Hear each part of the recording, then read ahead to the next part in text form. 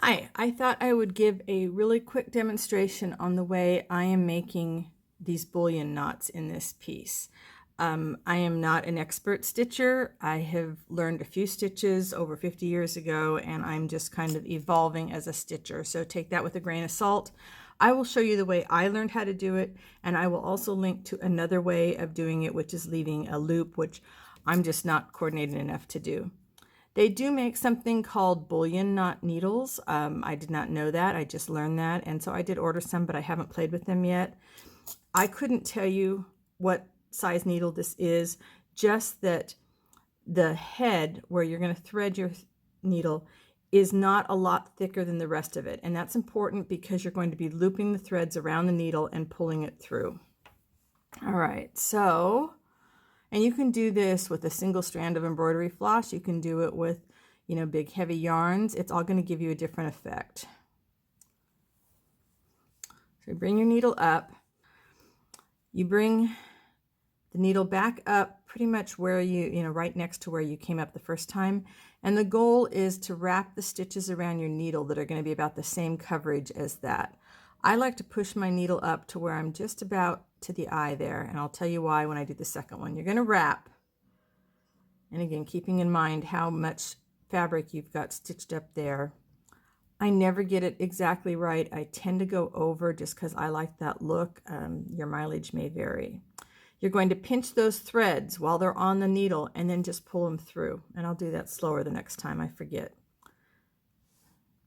And when you do that, your knot's going to come up here and then you're going to pull it down. Okay, and this looks all wonky, and you don't need to freak out when it gets all wonky like that. Just slide it down with your finger, keep pulling it. Don't give up on it.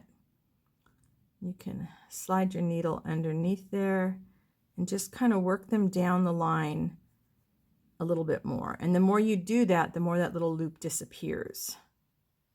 Okay? And it's naturally going to want to curve one way or the other depending on how it came up. And I just kind of take that curve into effect and go right down next to it. And that holds it down. So let me go slower this time. Okay, I'm going to come up. And I want to make one about this long. So I'm going to come right up right next to it again. I'm going to keep my index finger under the needle, and then I'm going to hold the head down with my thumb. That seems to work for me. And again, you may learn this differently. You may, figure out something that works better for you. This is obviously longer than what I have here. It's going to be okay. I'm going to pinch those loops between my index finger and my thumb, not super hard, but hold them so they stay in the same shape, same lineup there on your needle, and pull your needle through. And this starts to happen like this, it's fine. Just keep pulling it through. Have a long tail there. Let's separate that out. Okay, and see, this is all looped out. Don't freak out. When this happens like this, that's totally fine. You're just going to slide it down. And you might need to do a little. Now, I'm not going, you know me, I'm not going for perfect stitches. So if I have little, idiosyncrasies that pop up in these, I just add a little knot. I'll add a little French knot or something. Okay.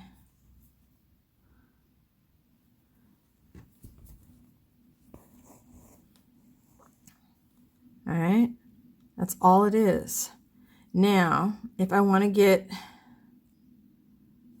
outside the box and I want a long one that's going to kind of curve, but I don't have a needle that's 18 inches long, or however long, that's exaggerating. I'm just going to make a stitch that's not as long as I want my knot. This may be really upsetting to people that are perfect stitchers. Again, I'm going to bring it all the way as far as I can, hold that down, and I'm going to wrap my whole needle.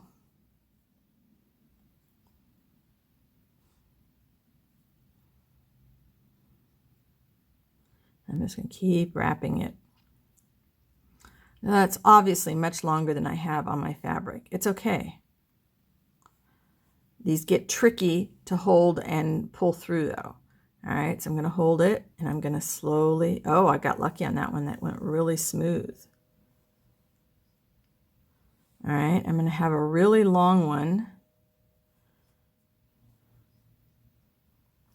Let's work this.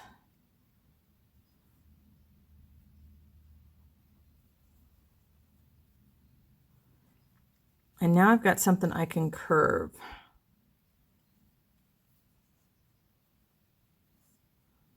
Even more.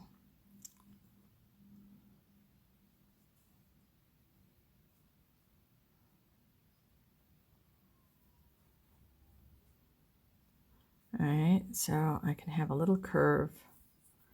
I'm going to have a little bit of that loopy stitch coming out, and I'm okay with that. I'm going to just kind of come back here. Let's figure out, you know, and you just, it's fiddly work. If you don't like the fiddly stitches, this might frustrate you a little bit, but they get easier. So it's a long one. I'm going to stitch it back down.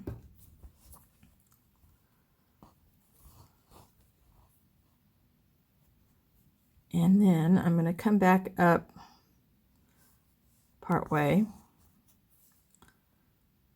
And I'm just going to do one more little stitch just to pull it off to the side just a little bit. Whoops. And then I get just a little bit of a curve. And then as far as this little loop down here goes, if I want to make it a little neater, I'll just come up and do a little French knot right there at the end.